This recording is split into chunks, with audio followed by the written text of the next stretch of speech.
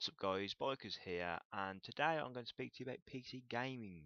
Um, Basically what I'm going to do is run through the main aspects of, is it better, is it worse, what's the benefits and cons of each one. Um, Especially the main thing that we'll be talking about is the price. There's obviously, everything comes down to price these days, such as membership games, and then at the end I'll give my perspective. I'm not biased to each one. I haven't played consoles, like I haven't owned one for a good 4 years now. Um, but they're all I used to play.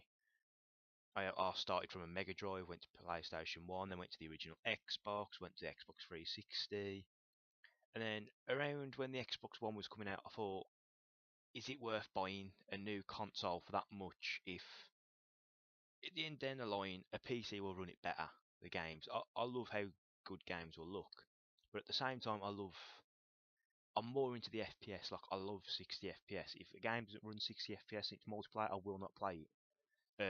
I'll lower the settings down as low as possible to get to them higher frames. There are certain games that I'll play, such as Arma 3 and stuff, that even though the multiplayer, the FPS doesn't matter too much. As long as it's over 30 FPS, because it's mainly third person when you use it, it's quite hard to even realise that it's not 30 FPS. Now, if you're like me, price is a major factor. So, just from the parts that I have in my PC at the current moment, just using the processor, motherboard, the RAM, the storage, and the video card, the main parts really, other than the power supply and operating system and so on.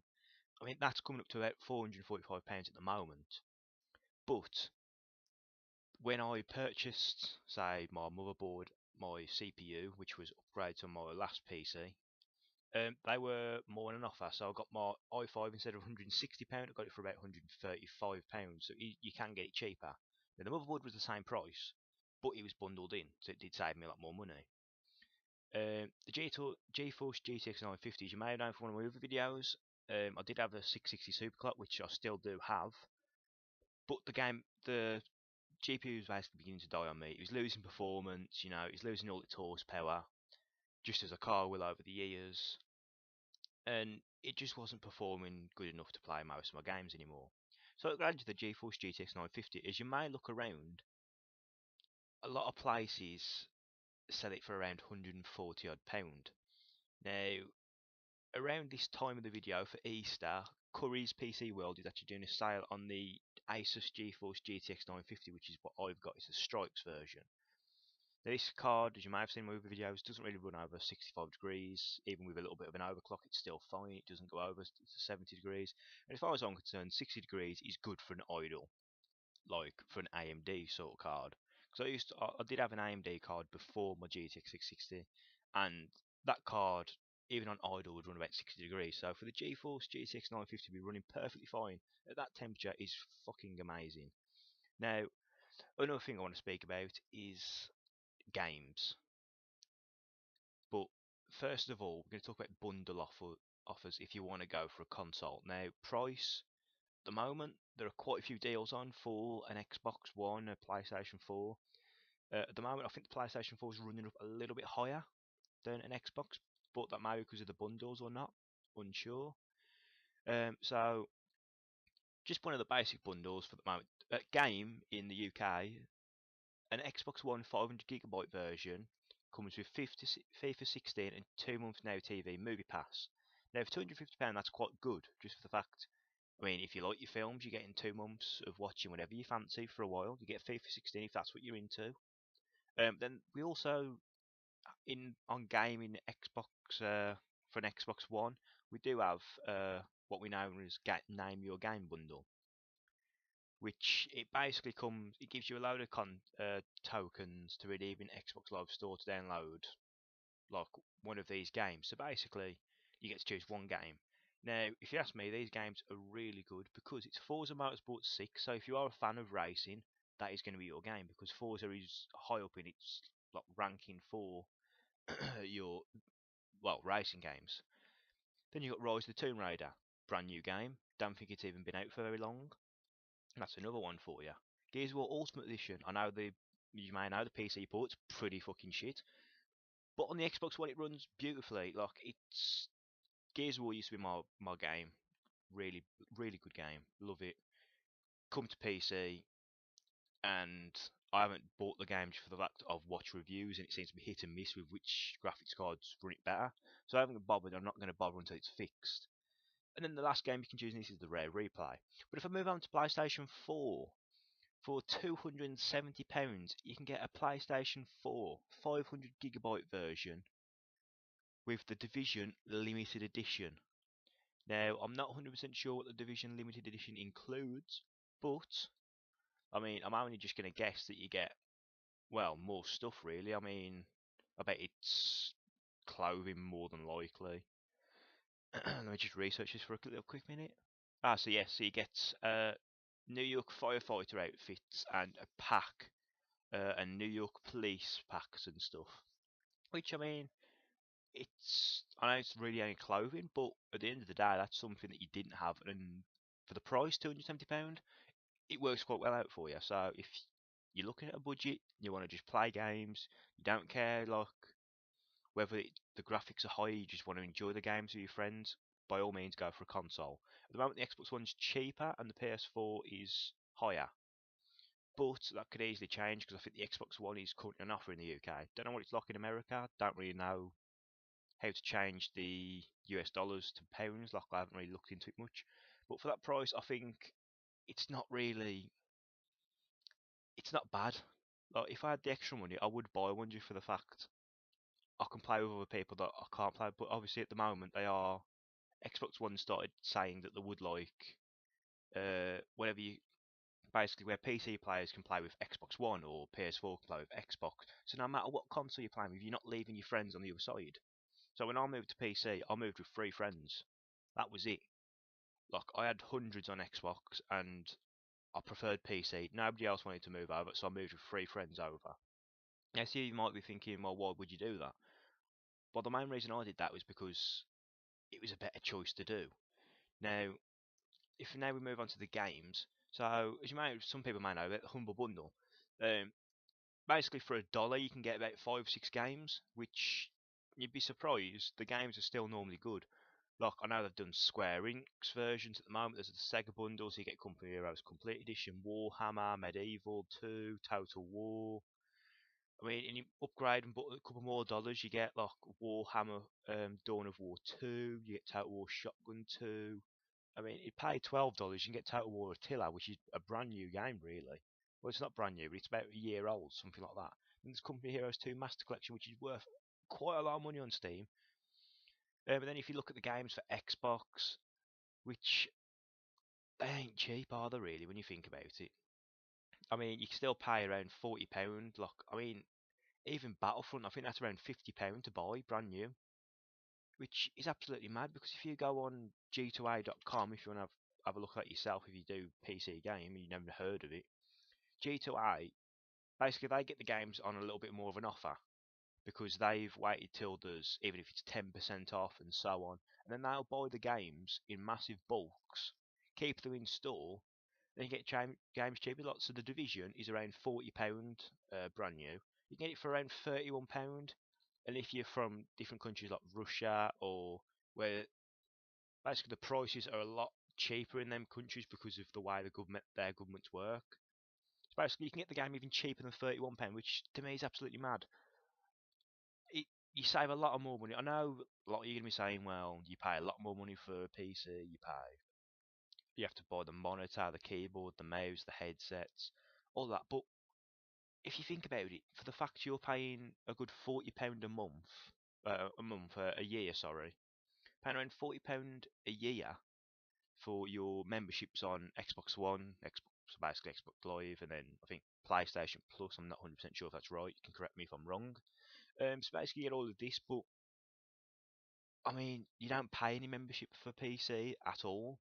Um, so even if it's like Origin or Steam, or even if you're just buying games off of the actual sites like Ubisoft, so then you're getting Uplay, you don't pay membership no matter what. So your online gaming is completely free, no matter what.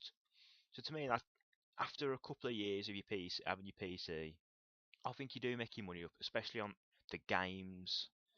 It it can work out cheaper. Basically, the PC is more of a long game, if you ask me.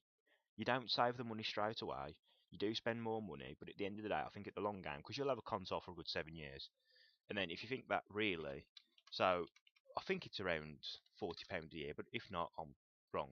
Say look, these consoles have been out what 2, 3 years now, something like that. I mean, in that time, you've already spent £120 on memberships. Then think these consoles can be around for another 3 years. That's 240. Then you're buying games for £40 each. Say you've bought 2 games a year. I mean, just think about that. You've paid £80 each year, and then add the £40. That's £120 a year. You're gonna have the console for 6 years. Look how much money you've spent. You don't realise how much you actually do end up spending. Now, for PC, most of the games I've picked up, I have made sure I've done it on the cheap. I've, it's not me just being a cheapskate. It's for the fact I don't have the money. But now that I've basically worked my money around more, so I've not spent the money that on just random games for a couple of quid and so on. So then when it comes to stuff like Steam sales, which normally happen about 3 times a year, you get your Christmas one, your autumn one, and then you normally get your summerish one. I think you do get a spring one, but I don't think it's happened now for a bit. I think it's only just normally a couple of games that they just do for Easter and so on. But I mean, that can half games like Call of Duty Black Ops 3. That can go to 50% off. So I mean, you're looking at 20, £15 for that game. Now, no matter what Black Friday, so on, it's still not that cheap. It's major expensive. So really, it will work out for you if you do get a PC either way. You will save money over time. It doesn't seem like it, but it will work out. I mean, my PC, yeah, just the parts I've got at the moment, £445, but I got them on special offers. And if you're looking at the used market, you'll get even better deals because stuff like your graphics cards, your processors and stuff, they last for a long, long time. So if someone's only had that part for 6 months a year, you get that part will last you for years. My 660 was around since 2012. That's when it was purchased, and I bought it off somebody in 2013. Now that lasts me 3 years.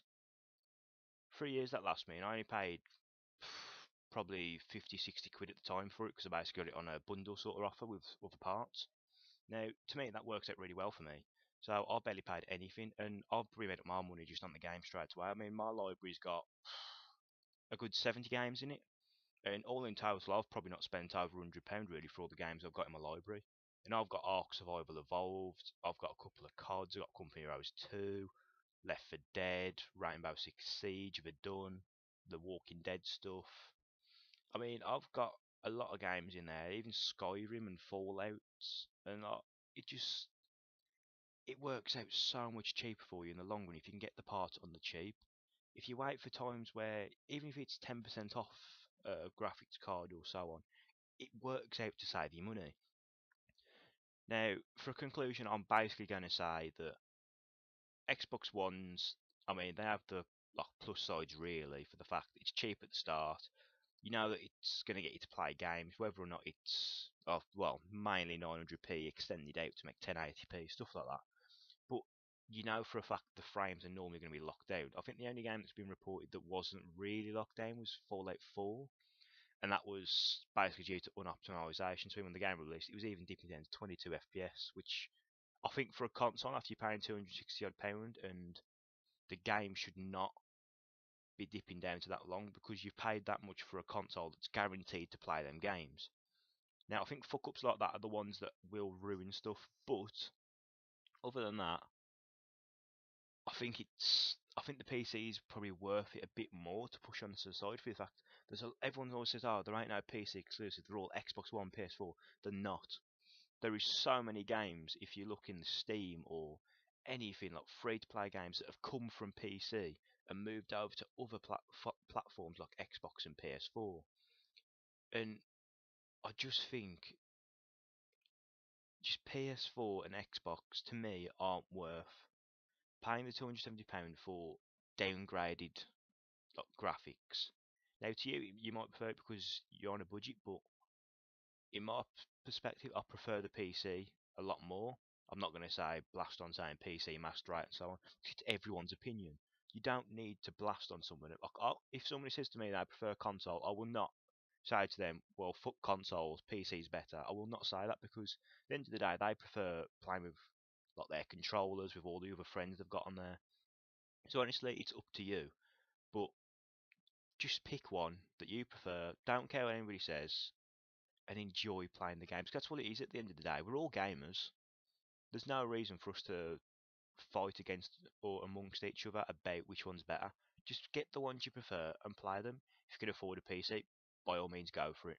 If you're on a stricter budget and you can hear all about these bills like $300 bills, $400 bills that beat like consoles at the moment, just go for an Xbox and save up over the time whilst you've got it, and then upgrade to a PC and just enjoy the games whilst you can. Because at the end of the day, if you pay $300 or $400 or £400 for my point of view, it's worth not doing it. Like you shouldn't do it because most of these builds will last a good 2 years something because they bought used parts to make them. Don't do it. Just if you buy an Xbox One for cheap, try and get it on Black Friday maybe if you can, or Cyber Monday, and just use that as a foothold into the game genre. And once you've basically done all that, saved all that up, just save up for a PC when you've got it. Because at the end of the day, over the years, you will like either earn the money or from Christmas and birthdays, you'll start saving up enough money to buy like a £500, £600 game PC. The one thing I will recommend is build your own. It's simple to do. There's many tutorials on YouTube and so on because it saves you probably a good £100, £200 on most PCs, and you can get even better parts if you're willing to spend that much money on a pre-built. But yeah, that's basically it, guys. So I mean, obviously it's your choice what you do, but I'm just recommending to try and listen to what I've said. But cheers for watching anyway, guys. I hope you enjoyed the video, and I hope you liked my point of view and what I've said. If you like any of these, just well subscribe, really. Yeah, cheers.